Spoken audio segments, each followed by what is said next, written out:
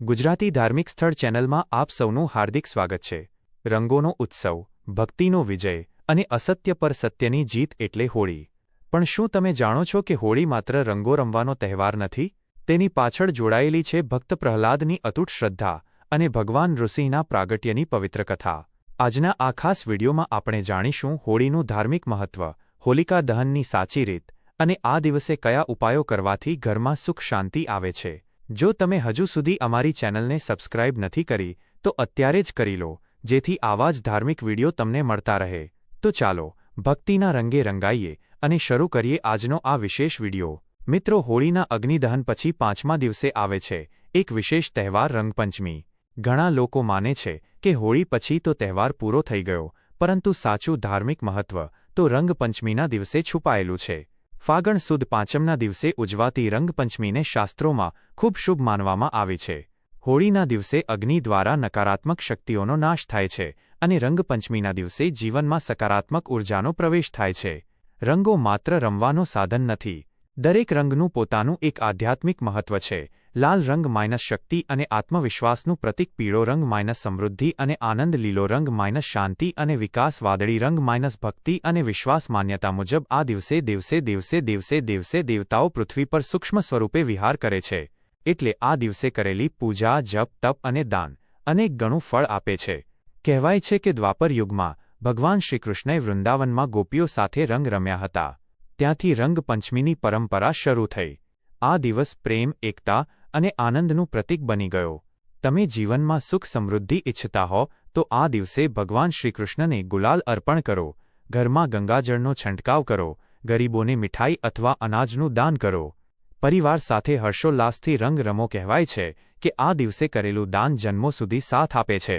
ક્યારેય ઝઘડો કે ક્રોધ ન કરો, અપશબ્દો બોલવાથી બચો, નશા કે ખોટી રહો, કારણ કે આ દિવસ સકારાત્મક ઉર્જાનો દિવસ છે। ઘણા લોકો ફક્ત રંગ રમે છે, પણ શું તમને ખબર છે કે આ દિવસે કરેલા કેટલાક ખાસ કામ તમારા ભાગ્યને બદલી શકે છે? ચાલો જાણીએ એ 5 ખાસ કામ। રંગપંચમીના દિવસે વહેલી સવારે સ્નાન કરીને ભગવાન શ્રીકૃષ્ણ અથવા પોતાના ઇષ્ટદેવની પૂજા કરો, થોડું ગુલાલ અર્પણ કરો અને પ્રાર્થના કરો કે જીવનમાં સકારાત્મક રંગો ભરે। ગંગાજળ અથવા શુદ્ધ પાણીમાં થોડું હળદર મિક્સ કરીને ઘરમાં છાંટો।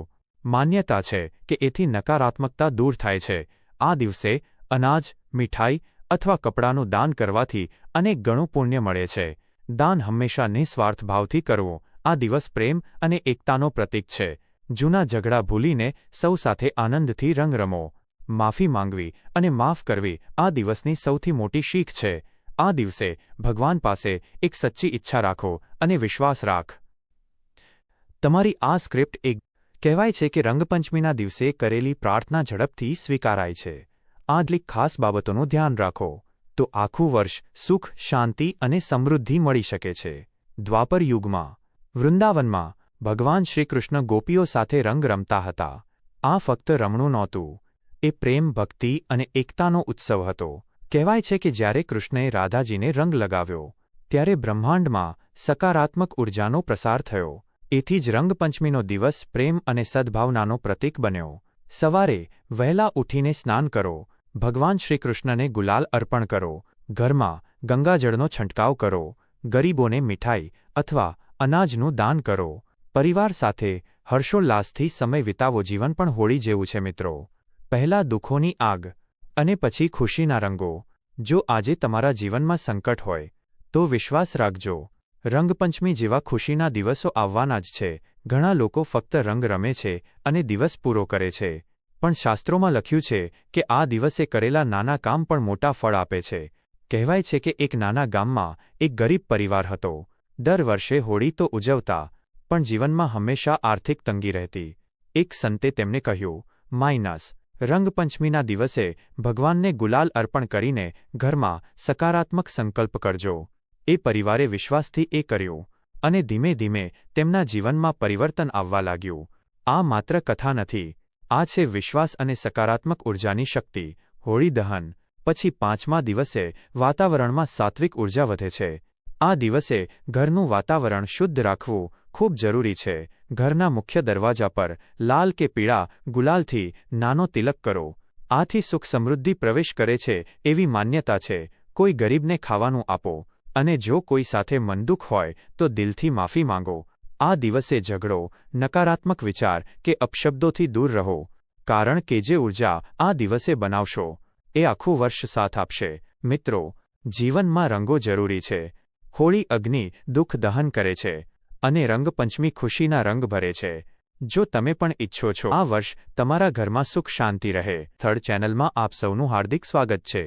ચાલુ રાખવું તો ચાલો ભક્તિના રંગે રંગાઈએ અને શરૂ કરીએ આજનો આ વિશેષ વિડિયો. સવારે 3:30 વાગ્યા હોલિકા દહનનું ઊંડું મહત્વ અને વિધિ. મિત્રો, હોળીના દિવસે આપણે અગ્નિ પ્રગટાવીએ છીએ, પણ તેની સાચી વિધિ જાણવી જરૂરી છે. હોળીની પ્રદક્ષિણા કરતી વખતે ઓમ નૃસિંહારાય નમઃ મંત્રનો જાપ કરવો જોઈએ. હોળીની અગ્નિમાં નારિયેળ, પતાસા અને ધાણી અર્પણ કરવાથી ઘરમાંથી દરિદ્રતા દૂર થાય છે. આ અગ્નિ આપણા અહંકાર અને નકારાત્મકતાને બાળી નાખવાનું પ્રતીક છે. સવારે 3:30 વાગ્યાથી ફક્ત પ્રહલાદની કથા, વિગતવાર હિરણ્યકશ્યપ અને પ્રહલાદની કથા તો આપણે સૌ જાણીએ છીએ, પણ તેમાંથી મળતો બોધ એ છે કે જ્યારે આખી દુનિયા તમારી વિરુદ્ધ હોય ત્યારે પણ જો તમારી શ્રદ્ધા અટલ હોય તો સ્વયં ભગવાન તમારી રક્ષા માટે સ્તંભ ચીરીને પણ પ્રગટ થાય છે. નૃસિંહ ભગવાનનું આ સ્વરૂપ આપણને શીખવે છે કે અધર્મ ગમે તેટલો શક્તિશાળી હોય, અંતે વિજય ધર્મનો જ થાય છે. સવારે 5 વાગ્યાથી સવારે 7 વાગ્યા રંગપંચમી અને દેવતાઓનો ઉત્સવ. તમે આપેલી રંગપંચમીની લાઈનો અહીં ઉમેરવી. મિત્રો, હોળીના અગ્નિદહન પછી 5મા દિવસે આવે છે એક વિશેષ તહેવાર, રંગપંચમી. તમારી સ્ક્રિપ્ટ મુજબ રંગોનું મહત્વ અને શ્રીકૃષ્ણની લીલા અહીં બોલવી. આ દિવસે આકાશમાં ગુલાલ ઉડાડવામાં આવે છે, કારણ કે માન્યતા છે કે આ ગુલાલના કણો સાથે દેવતાઓ આશીર્વાદ આપે છે. સવારે 7 વાગ્યે ઇષ્ટદેવને ગુલાલ ચઢાવો.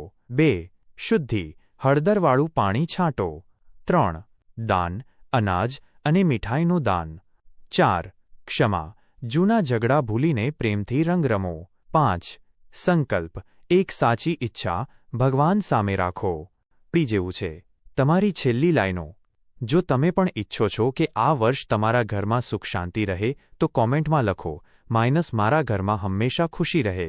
વિડિયો ગમ્યો હોય તો લાઇક, શેર અને સબસ્ક્રાઇબ જરૂર કરજો. 1. હોળી પ્રગટાવવાનું વૈજ્ઞાનિક કારણ. 2 મિનિટ ઉમેરો.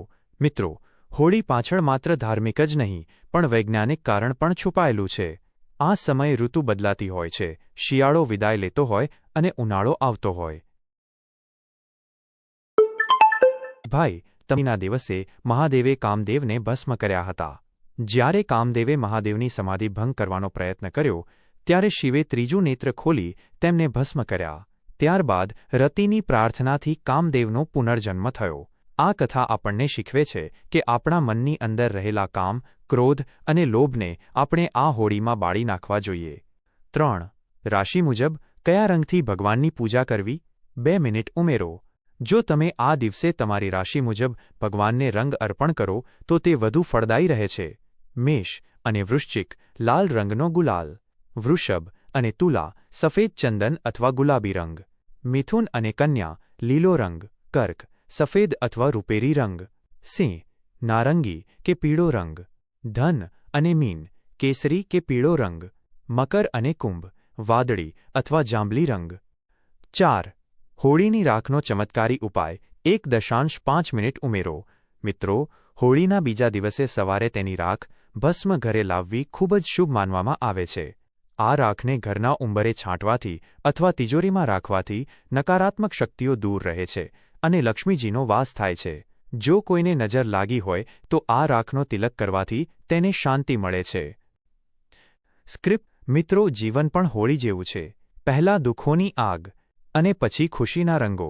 જો આજે તમારા જીવનમાં સંકટ હોય તો વિશ્વાસ રાખજો, રંગપંચમી જેવા ખુશીના દિવસો આવવાના જ છે. આશા છે કે આજનો આ વિડિયો તમને ગમ્યો હશે. જો તમે પણ ઈચ્છો છો કે આ વર્ષ તમારા ઘરમાં સુખ, શાંતિ અને સમૃદ્ધિ